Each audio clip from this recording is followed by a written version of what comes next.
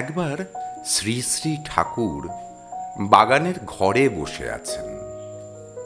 আমার ছোট ভাই শঙ্কর একসময় লজেন্স খাচ্ছিল। শ্রী শ্রী ঠাকুরকে একটা লজেন্স দিয়ে বলল, তুমিও খাও।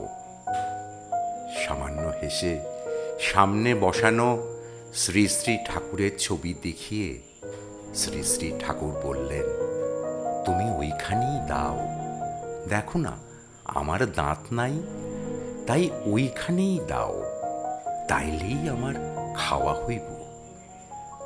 কি দয়াল আমাদের শ্রী শ্রী ঠাকুর! কত স্পষ্টভাবে, কত সাধারণভাবে বুঝিয়ে দিলেন, ও ছবি তো শুধুমাত্র ছবি বা পট নয়, জীবন্ত বিগ্রহ। তাতে শ্রী শ্রী ঠাকুর স্বয়ং বিদ্যমান। তাই তো তিনি বললেন, ওইখানে দাও, তাহলেই আমার খাওয়া হইব। তিনি স্বয়ং উপস্থিত থাকা সত্ত্বেও ছবির উল্লেখ করলেন, বোঝালেন আমরা শ্রী শ্রী ঠাকুরকে ছবিতে দেখি, সে ছবি শুধু ছবি নয়, তা যে জীবন্ত, স্বয়ং তিনি বিদ্যমান।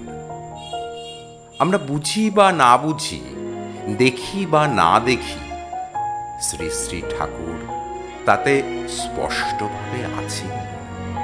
আর তাই শ্রী শ্রী দয়াল ঠাকুর দয়া করে আমাদের এভাবে বুঝিয়ে দিলেন।